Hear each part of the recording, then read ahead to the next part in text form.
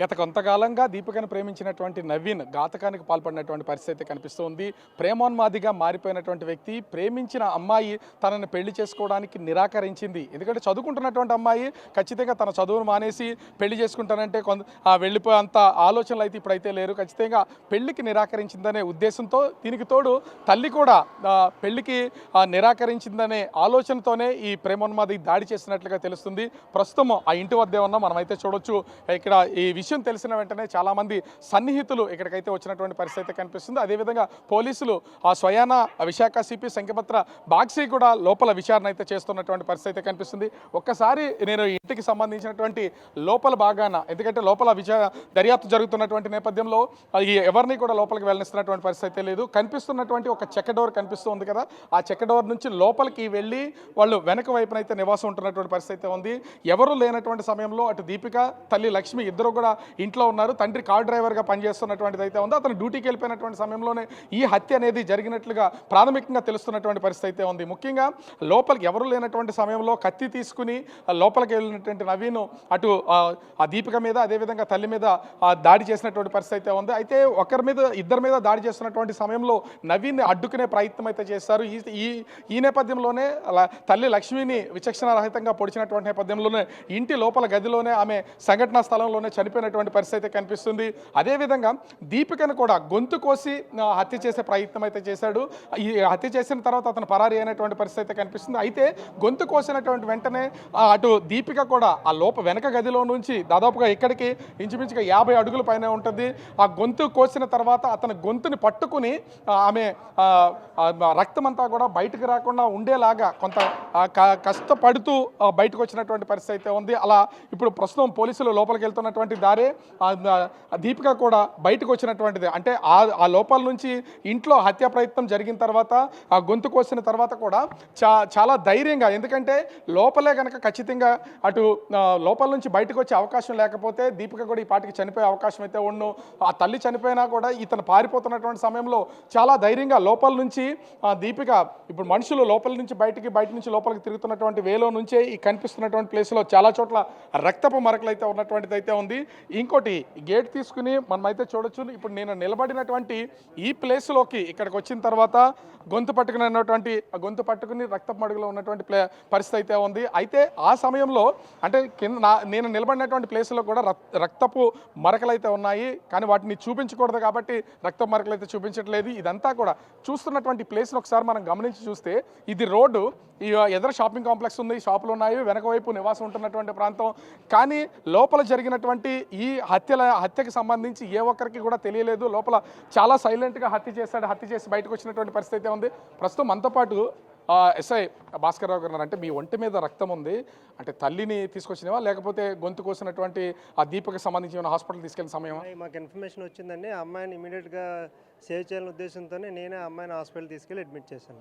ఎట్లా ఉందండి ప్రస్తుతం? అంటే మీకు ఉన్నటువంటి సమాచారం ప్రకారం అమ్మాయి పరిస్థితి ఎట్లా ఉంది? అంటే మరి నాకు తెలియదండి. హాస్పిటల్ అడ్మిట్ చేసి మళ్ళీ నేను ఇక్కడికి వచ్చాను. గాయం ఎక్కడ ఉందండి అసలు? ఇక్కడ కోసారండి, అది ఒకటే తెలుసు. అంటే పోలీసులు కూడా కొంత ఇప్పుడు పూర్తి స్థాయి సమాచారం లేదు కాబట్టి వాళ్ళు మాట్లాడడానికి కొంత ఇబ్బంది పడుతున్నటువంటి పరిస్థితి అయితే ఉంది. ఇప్పుడు మన దగ్గర ఉన్నటువంటి ఈ వ్యక్తి వీళ్ళ దగ్గరే ఆ దీపిక తండ్రి కూడా ప్రస్తుతం డ్రైవర్గా పనిచేస్తున్నటువంటి పరిస్థితి అయితే ఉంది. అసలు ఏంటి ఏమైనా తెలిసిందా, మీకు ఏమైనా చెప్పాడు ఆయన? మాకైతే ఇంకా తెలియలేదండి. మాకు ఇలా జరిగే ఫోన్ వచ్చింది, మాట్లాడిన పరిస్థితిలో ఉన్నాడు. అసలు ఏం జరిగింది చూద్దాం మేము వచ్చామండి. అంటే ఆ టైంలో తండ్రి కూడా మీ దగ్గర డ్యూటీలో ఉన్నారు? డ్యూటీలో ఉన్నాడు. తనకు ఫోన్ వచ్చింది. తనకు కంగారుగా వచ్చిన తర్వాత మాకు మెసేజ్ ఇచ్చాడు. మెసేజ్ ఇస్తే మేము రావడం జరిగింది. ఇదే ఫస్ట్ టైం రావడం మేము ఇక్కడ కూడా. ఇక వచ్చేసరికి అది జరిగిందని తెలుస్తుందండి. అంటే ఇప్పుడు చూస్తున్నారు కదా, ఎప్పుడన్నా అసలు ఆ పిల్లల చదువుల గురించి, వాటి గురించి, వీటి గురించి మీ దగ్గర ఖచ్చితంగా మాట్లాడుతూనే వస్తారండి. నేను కంపెనీలో జాబ్ చేస్తానండి. సార్లు చూస్తారు అవి. మనం మరి మీతో అంటే మీతో కలిసి పనిచేస్తున్నటువంటి వ్యక్తి? అవునండి. సో అంటే ప్రస్తుతానికి పోలీసులకు సంబంధించినటువంటి విచారణ అయితే కొనసాగుతుంది. ఈ దీపిక తండ్రి కూడా ఒక కార్ డ్రైవర్గా వర్క్ చేస్తున్నాడు. ఈ విషయం తెలియగానే తనతో పాటు పనిచేస్తున్నటువంటి తోటి స్నేహితులు, పనిచేస్తున్నటువంటి వ్యక్తులందరూ కూడా ప్రస్తుతం అయితే ఇంటికి చేరుకున్నటువంటి పరిస్థితి ఉంది. లోపల విశాఖ సిపి సంఖ్యపత్ర బాగ్జీ లోపలైతే ఈ దర్యాప్తు అయితే కొనసాగిస్తున్నటువంటి పరిస్థితి ఉంది. క్లూస్ టీమ్స్తో పాటుగా మొత్తం అన్ని టీమ్స్ అయితే లోపల ప్రస్తుతం విచారణ కొనసాగిస్తున్నారు. అసలు ఈ హత్యకి గల కారణాలు, ఎందుకంటే ప్రేమానుమాదిగా మారిపోయినటువంటి వ్యక్తి, పెళ్లి చేసుకోనంటే బెదిరించినటువంటి వ్యక్తి హత్య చేసి పరారీలో ఉన్నటువంటి పరిస్థితి ఉంది. తన సెల్ ఫోన్ సిగ్నల్స్ ఆధారంగా ప్రస్తుతం శ్రీకాకుళం ఏరియాలో ట్రేస్ అయినట్లుగా తెలుస్తుంది. అక్కడికి ఒక ప్రత్యేక బృందాన్ని కూడా ప్రస్తుతం పోలీసులు అయితే అక్కడికి పంపించి దర్యాప్తు చేస్తున్నారు అనేది మనకైతే ప్రాథమికంగా ఒక సమాచారం అయితే అందుతున్నటువంటి పరిస్థితి అయితే కనిపిస్తుంది. అయితే ఇప్పటికే ప్రేమించినటువంటి వ్యక్తి నవీన్ అని తెలిసినటువంటి నేపథ్యంలో పోలీసులు అతన్ని ఈజీగా క్యాచ్ చేసే అవకాశం అయితే ఉంది. కానీ అంటే ప్రేమించినటువంటి అమ్మాయి, తను నమ్మినటువంటి అమ్మాయి గత కొంతకాలంగా ప్రేమలో ఉన్నాడని చెప్పి పెళ్లి చేసుకోవట్లేదు అనేది చేసుకోవడానికి నిరాకరించింది. ఎందుకంటే చిన్న వయసు ఉన్నటువంటి అమ్మాయి 20 సంవత్సరాల లోపు వయసు ఉంటుంది. పెళ్లికి ప్రస్తుతం చదువుకుంటున్నాం కాబట్టి చదువుకున్న ఆ వయసులో తర్వాత చేసుకుందామనే ఆలోచన కూడా ఖచ్చితంగా ఉండే ఉంటుంది. ఆ విషయాన్ని చెప్తే అటు ప్రేమించినటువంటి అమ్మాయిని, ఇంతకాలం నుంచి ప్రేమ పేరుతో తిరిగినటువంటి అమ్మాయిని హత్య చేసే ప్రయత్నం అయితే చేశాడు. ఈ హత్య ప్రయత్నంలోనే తల్లి అయితే హత్యకు గురైనటువంటి పరిస్థితి అయితే ఉంది. ప్రస్తుతం సమీపంలో ఉన్నటువంటి గాయత్రి హాస్పిటల్లో దీపిక చికిత్స పొందుతున్నటువంటి పరిస్థితి అయితే కనిపిస్తుంది. అసలు దీనికి సంబంధించి ఏమన్నా తండ్రి కానీ వివరాలు ఏమన్నా చెప్పారా? అసలు ఏంటి? యాక్చువల్గా వాళ్ళు 4 మెంబర్స్ సార్. వాళ్ళు చాలా మంచి వాళ్ళ కుటుంబం అంతా. వీళ్ళు పాలకొండలో ఉండేవాళ్ళు. ఈ 1 ఇయర్ బ్యాక్ ఇక్కడికి వచ్చారు సార్. వాళ్ళు మాకు రిలేటివ్స్ అండి. యాక్చువల్గా వాళ్ళు గొడవలకి గట్రా దేనికి వెళ్ళే వ్యక్తులు కాదండి. చాలా మంచి వ్యక్తులు. కాకపోతే అమ్మాయి మొన్నే చదువు కంప్లీట్ చేసుకొని ఇంటికి హెల్ప్గా ఉంటూ చక్కగా చూసుకుంటున్నారు సార్. వాళ్ళు కూడా చాలా పూర్ ఫ్యామిలీ. వాళ్ళ పరిస్థితి చాలా దారుణంగా ఉండేది. ఇప్పుడిప్పుడే కోలుకుంటున్నారు. ఆ అబ్బాయి వచ్చి అడుగుంటాడు, పెళ్ళి ఎప్పుడు చేసుకుంటామంటే కొద్ది టైం వెయిట్ చేయు, మనం కొద్దిగా సెటిల్ అవుతున్నామని అమ్మాయి చెప్పుంటా సార్. ఈ టైంలో అతను పక్కా ప్లాన్ వేసి వచ్చి మనుషులు ఎవరు లేని టైంలో వచ్చి ఇద్దరిని హత్య చేయడానికి ప్రయత్నించాడు సార్. మీరేమన్నా లోపలికి వెళ్ళారా? వెనక వైపు విడిచిపెట్టలేదు. సిపి గారు వచ్చారని చెప్పేసి వెయిట్ చేస్తున్నాం సార్. ఇప్పుడు మా మిస్సెస్ వెళ్ళారు లోపలికి. ఆవిడ తిరగల పడి ఉంది, కింద పడి ఉంది, బొమ్మలు పడి. ఆవిడకి ఎలా ఉందో తెలియదు అనమాట. గొంతు కోసాడో పేక్ కోసాడో తెలియదు. కాకపోతే వీళ్ళకి మాత్రం కఠినంగా శిక్ష అయితే పడాలి సార్. ఎందుకంటే ఇలా చట్టాలు వాళ్ళని ఎప్పుడైతే వదిలేస్తారో, విడిచిపెట్టేస్తానో వాళ్ళకి శిక్ష పడకపోవడం వల్ల ఇలాంటి ఉన్మాదులు తయారవుతున్నారు సార్. వీళ్ళు కఠినంగా శిక్షించాలి. రెండోది ఏంటంటే వీళ్ళ కుటుంబానికి న్యాయం చేయాలి సార్.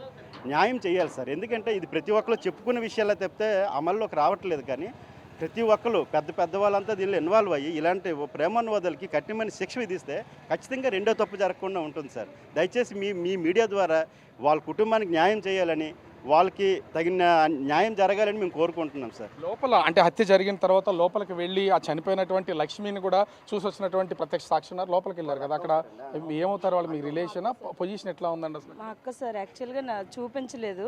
నేను బయట నుండి చూశాను సార్. కాకపోతే తన ఫేస్ కనిపించలేదు, ఇలా బొమ్మలు పడి ఉంది. మరి ఎలా చంపారు అనేది కూడా కనిపించట్లేదు. మొత్తం అంతా రక్తంతో నిండి ఉంది సార్. అంటే అక్కడ వాతావరణం మొత్తం అంతా అంటే చూస్తే రూమ్ అంతా కూడా రక్తం అంతా ఉంది.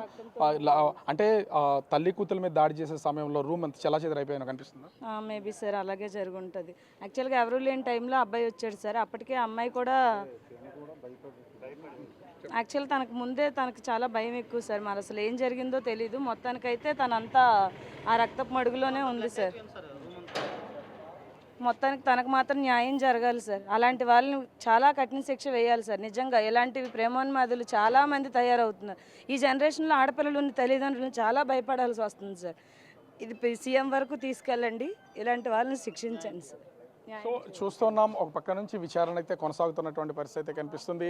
అంటే ఆ ప్రేమోన్మాది దాడిలో అటు తల్లిగా చనిపోయినటువంటి పరిస్థితి ఉంది. ప్రస్తుతం ఆ కూతురు దీపిక గాయత్రి హాస్పిటల్లో చికిత్స పొందుతున్నటువంటి పరిస్థితి ఉంది. అయితే దాడి చేసినటువంటి ప్రేమ పేరుతో ప్రేమించాడు, పెళ్లి చేసుకోవాలని ఇబ్బందులకు గురి చేసినటువంటి పరిస్థితి ఉంది నవీన్. అతన్ని కఠినంగా శిక్షించాలి. కేవలం కేసులు పెడుతున్నారు, చట్టాలు ఉంటున్నాయి, కానీ అది న్యాయం మాత్రం జరగట్లేదు. ఖచ్చితంగా ఇట్లాంటి వాడిని కఠినమైనటువంటి శిక్షలు వేయాలని చెప్పేసి ఇక్కడ స్థానికంగా ఉన్నటువంటి వాళ్ళతో కలిసి పనిచేస్తున్నటువంటి వాళ్ళు కోరుతున్నటువంటి పరిస్థితి ఉంది.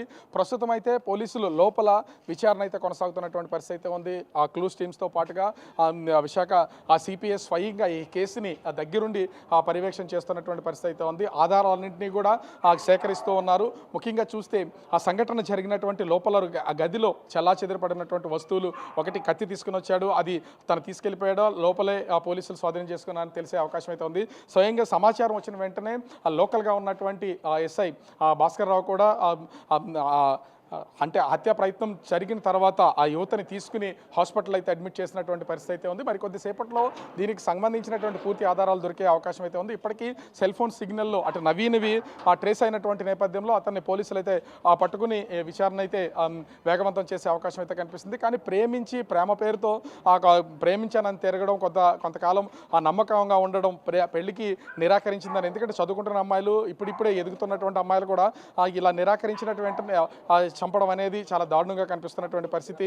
కొంతకాలం ఆగితే ఖచ్చితంగా పెళ్లి చేసుకునే అవకాశం అయితే ఉండు. ఇలా పెళ్లికి ప్రస్తుతం నిరాకరించిందని ఆమె మీద దాడి చేయడంతో పాటుగా తల్లిని కూడా హత్య చేసినటువంటి పరిస్థితి అయితే ఉంది. అయితే గాయత్రి హాస్పిటల్లో చికిత్స పొందుతున్నటువంటి దీపిక పరిస్థితి కూడా కొంత ఆందోళనకరంగా విషమంగా ఉందని తెలుస్తుంది. మరి ఆమెకి సంబంధించి ప్రస్తుతం అయితే చికిత్స జరుగుతున్నటువంటి పరిస్థితి అయితే ఉంది. మరి కొద్దిసేపట్లో ఆమె ఆరోగ్య పరిస్థితి ఎలా ఉందనేది తెలిసే అవకాశం అయితే ఉంది. పోలీసులు మాత్రం పూర్తి స్థాయిలో కేసు మీద నిమగ్నమై స్వయాన సిపిఐ రంగంలోకి దిగి కేసును దర్యాప్తు చేస్తున్నటువంటి పరిస్థితి అయితే కనిపిస్తోంది.